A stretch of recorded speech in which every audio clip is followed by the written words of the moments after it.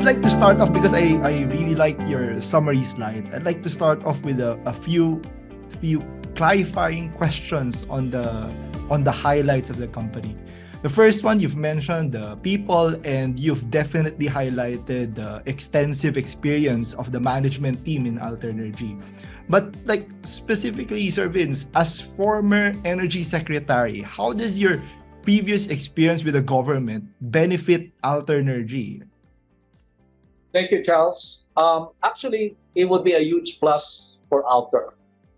4 years as energy secretary, we have first-name contacts with regulators, cabinet members, governors, utility owners, general managers of electric co-ops.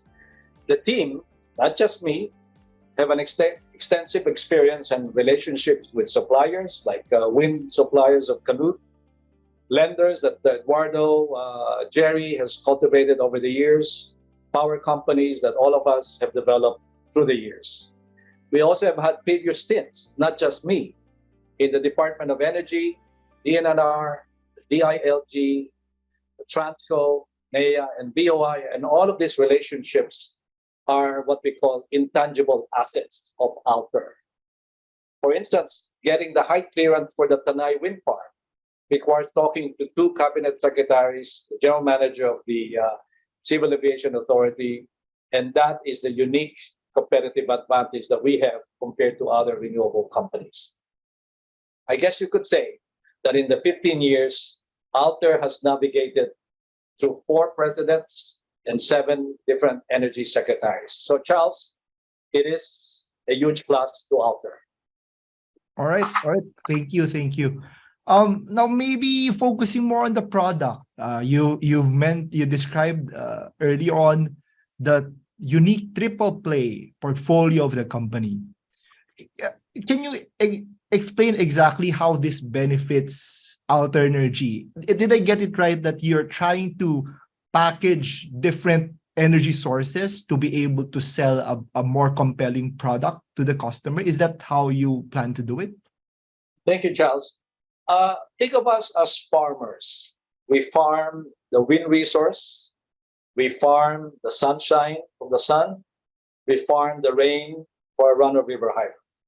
But those 3 are what we call intermittent resources. The sun only rises during the day, the wind during certain windy months, and the rainfall during the monsoon months. But by having a diversified triple play portfolio, we felt that we could combine all 3 seasonalities to provide a steady cash flow to our shareholders. Also, from a daily output, as I mentioned, by combining the daily output of wind during the day, solar during the day, which doesn't produce at night, and run-of-river hydro, we could combine to provide 24-hour clean energy to a lot of more and more companies and industries who are looking for clean energy. Also, by having a triple play, this diversification will allow us to adapt to the ever-shifting El Nino and La Nina. For instance, March should be a very hot month, but it's still relatively wet. And therefore, by having a triple play, we could hedge ourselves from the shifting climate change of El Nino and La Nina. So therefore, we believe that a triple play from the diversification reduces the risk of if we were only a single renewable resource like solar. Charles. All right. Thank you. Just as a follow-up, because I noticed like in Sir Gerry's slide that based on the expected contribution of the different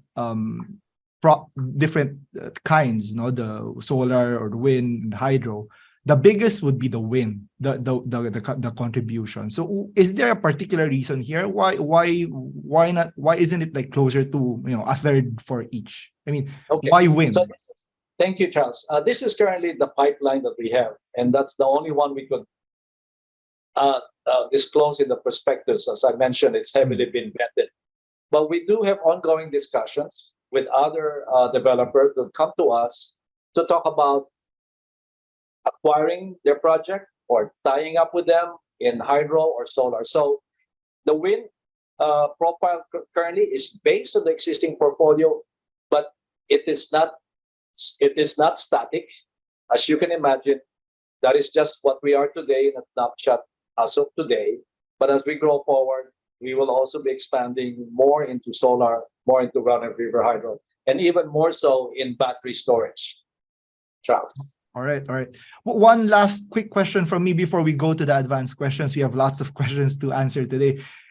With regards to predictability of the company, what is your view on power rates first? And with coal prices already declining in recent months, is there a risk of power rates going down? And at what level will you be concerned about the viability of your pipeline?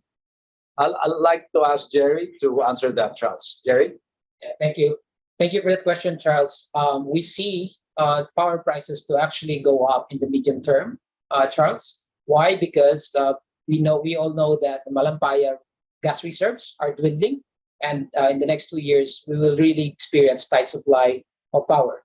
So as a matter of fact, we've been able to go back to some of our off-takers in renegotiating some of our contracts to reflect Western prices. That you can see Western prices have been going up since last year until now. So, and part of our strategy, we're also looking at a formula in our tariff structure where there is an inflation adjustment built into this PFAs. I see. All right. Okay. I think we can now go to the advanced questions. Could we flash the first one, guys? All right. Okay. This is the most asked question as far as I know. How are you different from other renewable energy stocks? Obviously, we've had several that listed recently and some more that has been here for some time. So how do you differentiate? And the second one, maybe you could answer it both at the same time. What's your competitive edge over the other renewable energy players in the Philippines? Very good question, Charles. Very good. I welcome this type of question. So one, as a pioneer, remember, we started with the first wind farm in all of Southeast Asia. With that, we know the intricacies, the challenges of things like transmission right away, and therefore that experience adds us to our advantage in being able to navigate the very complicated permitting process. Two, we are a triple play, as mentioned. We're not just relying on one resource. So therefore, the triple play allows diversification of risk, unlike other RE stocks out there. Third, as a smaller company, though, compared to the large companies, we're more nimble. And wind project that we come on stream will have a much bigger impact into our EBITDA growth compared to if we were a very large company that for every new project would hardly make a dent in terms of EBITDA growth to their overall portfolio. For us, one would say we have a high beta because every new large project we do will really boost our net income, our cash flow, which will obviously will translate to a higher multiple. Fourth, and this is what we call the intangible asset, we have an unprecedented experience in banking, in government, engineering, and law. The contact list is something that we cannot underestimate, how we're able to talk to the regulators, to cabinet members, to government agencies as part of our permitting process. We are not a single entrepreneur. We are an experienced team. We've been working together for 15 years, and all of those add to our competitive advantage that differentiate us from other RE stocks. All right. Yeah, those are some good reasons. Just as a follow-up before we move on to the next one, how concerned are you with all the other renewable energy players that are seemingly expanding also very aggressively? That maybe in 3 or 5 years, could there be a potential oversaturation of the market? Charles, actually, we welcome more players in the market. The percentage of coal in our power supply exceeds 57%. So there are far more need for renewable energy as part of the energy mix. Coal, for instance, is starting to get more and more difficult to finance. And for renewable power, yes, there are more players, but I have to tell you, as a current independent director of BDO Unibank, of which I'm on the board, a bank like BDO really looks at the experience of a RE player, and the financing terms that they will get depends on how credible they are in terms of experience. As Gerry mentioned, we're now able to borrow with only 100 bips or 1% point compared to when we all started, where we were paying as much as 3% over the yield curve. We are also able to extend our loans for our project financing. We started with 10 years, and now some of our loans are even as far long as 17 years. So those financing credibility that we have is a competitive advantage for us that maybe new players may not have. Charles. All right. Thank you. Maybe we could go to the next set of questions. What is your financing strategy to fund the 1 gigawatt expansion? What comfortable level of debt to equity ratio is the management currently looking at? That's a question that's perfectly addressed to Gerry. Gerry? Thanks, Charles, for that question. Post-IPO, Alternergy will be looking to do a 1-to-1 DE ratio comfortably. So that means about 2.5, 2.6 billion worth of debt room for us. So we're going to be using that to jumpstart the rollout of this, a portion of this 1 gigawatt expansion in the next 2 to 3 years. All right. But do you think, because like looking at your pipeline of projects, and I believe like some of the projects like the Tanay wind and the Alabat Island wind would have like 100% equity ownership as projected. How big would the CAPEX requirement for these two big projects be? And I guess the question is, as potential, equity investors, is there a potential dilution, or do you need to raise further equity capital in the next 1 to 2 years? Charles, for those projects, we're looking at that's a CAPEX of close to 20 billion pesos. So for each project, our approach has been to tap the debt market in terms of project financing for each of these projects. So really, what we're looking at for an equity participation perspective, we're looking at 5 to 6 billion of equity participation. That's for the total equity. And as you know, while currently we have 100% stakes in those projects, we're actually also working on the side in parallel with potential partners of those projects. Our goal has been to at least own 60 or 50 to 60% of these projects. So we're going to share the funding requirement going forward. So in the medium term, as I mentioned, we're looking at anywhere raising of about 2.5 to 3 billion pesos in the next 2 to 3 years, which will give us, based on our capitalization of 2.6 billion of book value post IPO, that will give us a 1:1 DE ratio, which we believe is a very manageable ratio to think about. So that's really what we can look forward to in the next 2 to 3 years. Charles, All right. we're very sensitive to not diluting everyone. That's why we're raising 32% primary shares. The rest will be medium-term bonds. We'll probably only price them over a 3-year DBAL because we think the 3-year interest rate is lower. We don't want to go 5 or 7-year DBAL at this point. Remember, 3 of the partners are former bankers, so we'll be able to talk to our friends in the banking industry. Later, we might do other debt type of instruments, but the key thing is to keep the equity dilution minimal because we want maximum return for the shareholder. So, plus at the same time, we're managing our interest rate risks by keeping our reset period only short-term, like 3 years. So we have a very clear 5-year capital funding program that we already laid out. As a matter of fact, we're already getting offers from banks to finance us right post-IPO.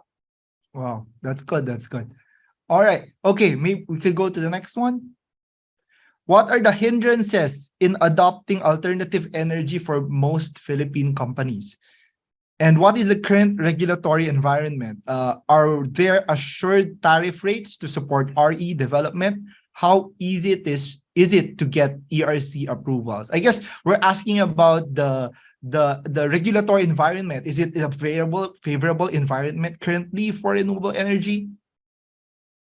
Charles, a good question. So as I mentioned earlier in the presentation, we're currently experiencing a very favorable regulatory environment. I say that because that's been the pronouncements of the president, as well as having seen the actions of the DOE in the first 6 months of the change in administration.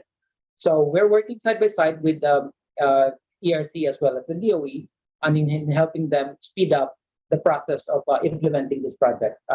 One of which is the Green Energy Auction Program that provides incentives to RE developers in pursuing projects on the ground. Because that program allows us to have predictability on the price of power once you're able to get awarded with the Green Energy Auction Program.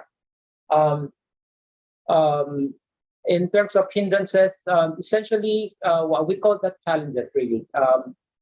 What we have now as an industry challenge is access to the grid. This is a transmission line. It's not unique to Alternergy, but also common to other industry players. But at Alternergy, what we've done is we've actually located projects very close to connection points of MCP, as well as with the host PUs. We've also worked with we also sized our projects such that we're not talking of 1,000, 2,000 megawatts, but those projects are very difficult to be synchronized and connected to grids. We're looking at project sizes of anywhere between 50 to 100 megawatts, which are bite-sized that can be easily absorbed by the grids to which we are connected to. Charles, we need to remember that power is heavily regulated. So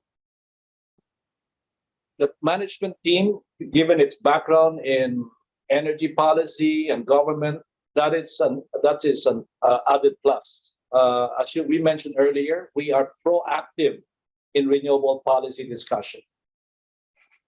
Gerry here is an expert witness with the ERC in what is the appropriate feed-in tariff or GIAP rates. He is often called as a resource to the ERC. One of us was a former vice chair of the National Renewable Energy Board. One of us was a former key resource in the RE law during the deliberations in Congress. And one of us is currently the chair of the federation of all the RE developers in the country. So we're very much on top of the emerging discussions, informal discussions on what the next GIAP rate will be. We actually are part of that discussion. When that will come out, we actually know when that's going to come out. And therefore, that is sort of the intangible asset that we bring to the table. All right. Thank you for that, sir. Could we go to the last advanced question before we go to the live audience questions? Okay. What can you say about Alter's pricing, which according to many trading social media communities is overpriced? Does the and then on a related note, does the IPO have a stabilization fund? What is the dividend policy? Okay, let's start with the second one and we'll deal with the first one. Definitely, we have a stabilization fund. That is it's not a requirement. It's a recommendation of the PSE. But us, as the issuer, together with the three underwriters, have agreed that we will set up a stabilization fund that will be managed by BDO Capital, BDO Securities. So that is there. We've set that aside to make sure that the IPO, post-IPO price remains stable for the first 30 days. Any stock that is purchased by the stabilization fund will be backed by the majority shareholder, Vesper Holdings, which you can just imagine who that is. And as far as our dividend policy is concerned, we will distribute 10% of our annual net income. So indeed, there's a dividend policy. The other cash flow will be reinvested to grow the business for maximum capital appreciation. Now, pricing. Well, one, The 1 peso 28 was priced as a discount to the maximum offer price. The 1 peso 28, the board of Alternergy had previously commissioned a private third-party valuation agent expertise and gave us a range that the lowest price pre-IPO is 1 peso 28 up to 1 peso 75. So we are pricing our IPO at the lowest end of a third-party valuation.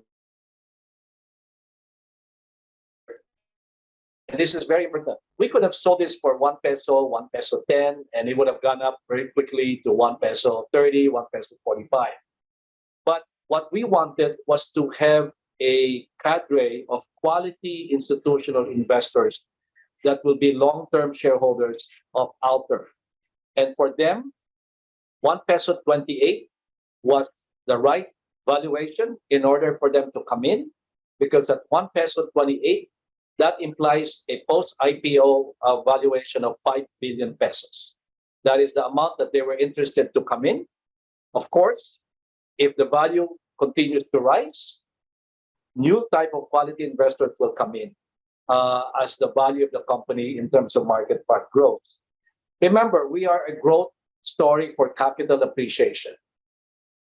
If you were just going to hold it for a few months and sell it, you'll miss out on the biggest upside of the company, which is over the next 3 to 4 years. So it's a growth story. And based on that 1 peso 28, our internal numbers show that it'll be very cheap over the 3 to 4 year period. So what might happen at this level? We believe that Alter may become attractive to a strategic minority investor in the near term. We did not want to bring in a large foreign fund pre-IPO because look what happened to Converge. As soon as the company went public, the foreign fund manager sold out. So we want to avoid that from happening. And therefore, by going public, we feel that we might become an attractive investment for a strategic minority investor. I hope that explains why we feel the pricing is fair and will give a lot of upside to shareholders. All right. Charles? All right. Thank you. Thank you. Now we have still like 8 minutes to answer as much live questions as we can. So let's just try to keep it as brief as possible. So for the first one, when will your offshore wind projects come online? Are you also investing in BESS? Okay, offshore wind projects is a long term. It's not part of our projections in the first 5 years. Look at that as icing on the cake. It will be a project that will come on stream over really mostly on the 5th year. On the BESS, we are heavily invested in it. We have the Palau project that will come on stream by May. We have been invited to set up a much larger battery energy solar project in another country, non-binding yet. Started the prospectus, so we can talk about it. Since then, we've been invited to by a third country to set up the thing. So this is a growth area for us, Emmanuel. Okay, thank you. Next question, please. How do you protect or lessen the damages of your portfolios in case of any natural calamities arise? Any studies, experiences you would like to share on how long a recovery process in order to be connected to the grid again? From Michael. Good question, Michael. Gerry will answer that quickly. Yeah. Essentially, what we've done is we've actually commissioned turbines that will be robust enough to withstand these natural calamities. And ultimately, we will have insurance to cover for these events if they should happen. In terms of recovery to be connected to the grid, this is not much of an issue. Again, our technical design are done in such a way that we'll be able to withstand these types of calamities. Michael? Michael, we had a solar mall's rooftop in Boracay that was affected by a typhoon 2 Christmas ago, but we were fully insured and that was replaced right away. So insurance is very key. Business interruption insurance as well are something we always have in all our projects. Michael. All right. Okay. Next one. Do we have more questions? Are further acquisitions of additional stakes in associate companies to obtain a controlling stake being considered by management within this year or the next 3 years? Or will management prioritize expansion through additional greenfield projects? From Carlos. Carlos, we will do both. We would consider acquiring additional stakes to have a controlling stake, as well as prioritize expansion in greenfields. Also, there's a third item here. There are developers who have run out of steam, that their projects are half finished, and some of them are starting to talk to us whether we would like to come in and help them bring the project to the finish line. So those are the three areas where we will grow the business as well. All right, maybe we take on a couple more, like two more questions before. I know that you guys have one more event right after this. So can we take the next one? Can you talk a little bit more about the background of the institutional investors that invested in Alternergy, or at least are interested, would like to invest? Are they Carl, subject to any lockup? Yeah. Carl, unfortunately, we were forewarned that we cannot talk about them, but these are quality investors, family offices, mutual funds, listed companies that want to pivot into renewable energy. They are not subject to any lockup. These are long-term holders. All people who we know over the years. Quality names. Some are entrepreneurs. All right. Of successful startups. That's fair enough. Fair enough, sir. Next one, do we have for the last question? Okay. What is your estimated market share when it comes to total renewable power generation requirement of the country? From Dino. By 2040, sorry, I'm not sure if I follow, but by 2040, the target of the country is to have a 50% renewable power mix in the country. I'm not sure if that's the answer, the question being asked by Dino. Yeah, it's not, or maybe like, could you answer like your Alternergy's market share with regard to total renewable energy? Would you have that figure also, sir? We're in terms of energy, Charles, we mentioned earlier that we're expecting to generate a total of 1 billion kilowatt hours by 2026. So I don't recall what exactly is the kilowatt hours by 2026, but that is the size that the Alternergy portfolio will have by then. I believe this is just quite small relative to the whole. Yeah. Correct. All right. Because I want to spend the last 2-3 minutes to ask like any last words from you guys. Do you want to end with before? Thank you, Charles. Go ahead. So sir. essentially, we are in a pivot moment right now. We've grown this business over 15 years. We started with 50 million pesos. Now we're going to be 5 billion pesos. The pivot would be in terms of owning, controlling stakes in our projects. By going public, we are able to attract green bonds that will be coming from insurance companies and pension funds, which otherwise, as an unlisted company, we would not be able to tap. We are really in a transition point here, a different trajectory. And by going public, we believe that high net worth individuals, retail investors should have a say and participation in what we call the green capitalism. To have a piece of a portfolio of wind, solar, hydro, be able to, rather than paying high electricity rates, might as well be a part of it through promoting green energy in the country. That's what this renewable IPO is all about. We hope you will come in and join us as we try to leave a sustainable future for the next generation, for our children and our grandchildren. Thank you, Charles. All right, thank you. Sir Gerry, any last words from you? Thank you, Charles. I hope that this has been a very productive afternoon for everyone, and that we've been able to impart with you who Alternergy is and what it can do in the next future for the next generation. All right. Definitely, sir. Again, I'd like to thank Sir Gerry and Sir Vince for spending the time today for teaching us about the not only Alternergy but also renewable energy in general. No, we certainly got a lot today. All right, so there you have it, guys. So straight from Alternergy.